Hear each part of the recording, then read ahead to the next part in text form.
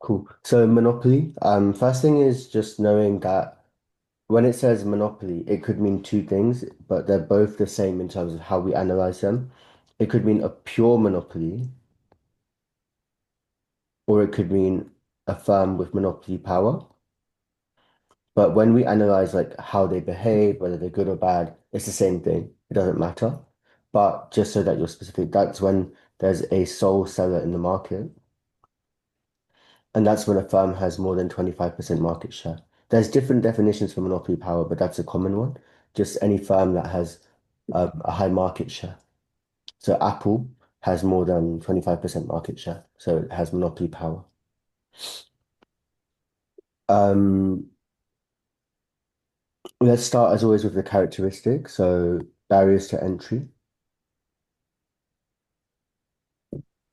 are going to be high. We know that there's not many buyers and sellers, so very few sellers. Actually, even better, just say one seller dominating. It could mean there's exactly one seller, or it could mean that there's a few sellers, but one of them is dominating. So same thing. Imperfect information, and there's a lot of product differentiation. Basically, one firm is selling a completely unique product. Um, there's no short run, long run thing. So the reason for that is because of this. Okay, wrong one. Because barriers to entry are high, in perfect competition, we said it moves from short run to long run because new firms enter. No firm is ever going to enter a monopoly because barriers to entry are high. So just to add a bit more weight to that, rather than just saying things without explaining, we can just have some basic reasons as to what these could be. Does anyone have any ideas of barriers to entry right now, just off the top of the head? Economies of scale. Good. So a monopoly which already exists may have already been able to benefit from economies of scale. So it's almost impossible for a new firm to join and match their level of low costs, low long run average costs, because the monopoly is bulk buying everything, and the monopoly is marketing really well, and the monopoly has got really good technology. It's not easy for a new firm to do the same thing. Anything else? Can you say sunk cost? Yep. Sunk cost. Do you know what that means? Or Like, yeah, like money that's been invested into like things like capital and things. good. I'm actually just going to link it to economies of scale because they relate quite well. Yeah. And then this is important when we do natural monopoly later on, but I'm not going to bring that in right now. Anything else? It does brand loyalty come under economies of scale? Um, no, brand loyalty is good, but I'll save that one for oligopolies, but that could be one as well. I'll just add one more, just copyright and patents, No. and then that should be enough. Okay, cool. Moving on then, how do they behave? Well, we can just demonstrate how they behave straight away through a diagram. We don't have to.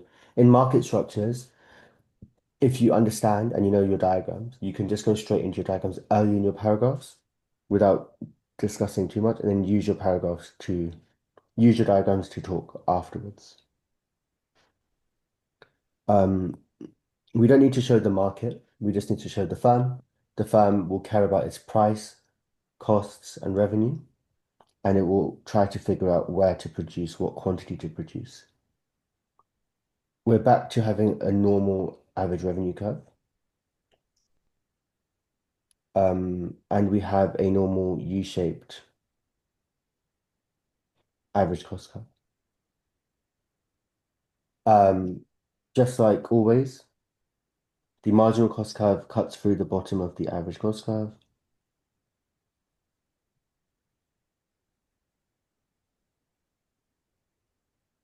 That's better. And then the marginal revenue curve is twice as steep as the average revenue curve going this way. So I've got average revenue, downward sloping, the same as my demand curve, marginal revenue twice as steep, average revenue U-shaped, sorry, average cost U-shaped, and marginal cost through the bottom of average cost. First question the firm will ask itself, how do we maximize profit? That's all they care about.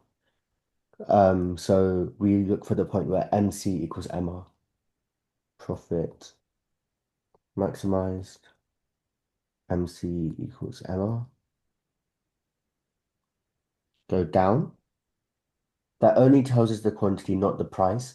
Now go up, up, up, up, up, up, up. That's the price.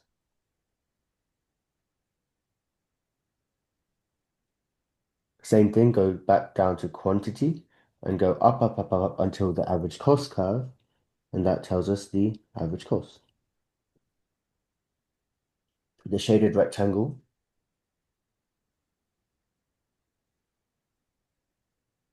is the supernormal profit the monopoly is making.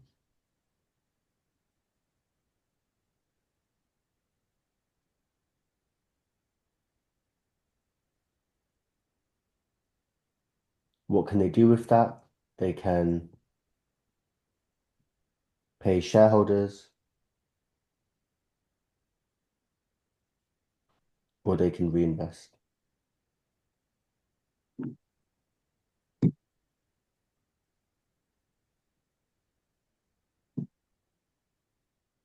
The question would normally ask, if it's a 25 marker, overall, is the outcome that monopolies have usually good or bad? And what should we do about them? So when we want to figure out if something is good or bad in markets, we would like to measure allocative efficiency, productive efficiency, and dynamic efficiency. We can measure other things as well, but these are the easiest things to start with and keep structure. So let's start with the easy one. Dynamic efficiency is a big yes. We can say that in the long run, the monopoly is making supernormal profit shown by the yellow rectangle. They can use that profit to pay shareholders, but also to reinvest. If they reinvest, they can keep improving their product every single cycle they make a new product. And we can talk about Apple as an example. Apple always makes profit on every single phone that they produce, and it allows them to improve their phone every single year. We may not notice the improvements if we just go from iPhone 16 to 17, but if you jump from iPhone 10, iPhone 11 to an iPhone 17, you'll notice the difference. And that will happen every single time. Um, you can evaluate that by saying that it's not guaranteed that every monopoly will reinvest. So you have some monopolies like energy companies or Thames Water, they make a lot of profit, or they have the power to make a lot of profit, but they don't always reinvest it, and they give us kind of rubbish products every single year. But in theory, a monopoly would typically reinvest to keep its market share high, and they can make supernormal profit and also improve their products at the same time. So companies like Apple, OpenAI, Google, monopoly powers with nice products. Are they productively efficient? So if we want to check that, we go to the bottom of the average cost curve and we go down. That's not here, so they're not productively efficient. Are they allocatively efficient? And that's because they're not minimizing cost. And are they allocatively efficient? Um, we look for the place where AR equals MC. AR equals MC here. And we go down. That does not align with Q1. So it's a no. Why is that relevant? It just means that total welfare is not being maximized. So AR does not equal to MC.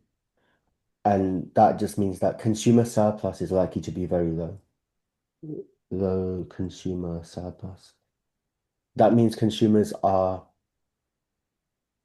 um, paying, there's not much gap between what consumers are paying and what they're getting in return. So Yes, the consumers who buy it are happy, but it's quite expensive, so not every consumer is able to benefit from it. So there'll be lots of people who can't have a smartphone, or can't have the best smartphone, or can't have a MacBook, or can't have AirPods, and that would probably benefit them, but the price is set too high that prevents enough consumer surplus in society. Whereas compare that with perfect competition, where everyone gets to um, benefit from it, from like ice cream, because of the low prices. Okay. Um, um, they kind of like ask questions like this, where evaluate the view that the government should regulate monopolistic competition or not, and whether they should just focus on restricting monopoly power. So it kind of compares it to other market structures rather than just giving it on its own. So when we do all the market structures, you can practice more 25 markers on that. And also more recently, they link it to price discrimination more, which we haven't learnt yet. And they also link monopolies to natural monopolies, which we haven't learnt yet as well. So we'll do that together afterwards. Let's just use this to move on to monopolistic competition.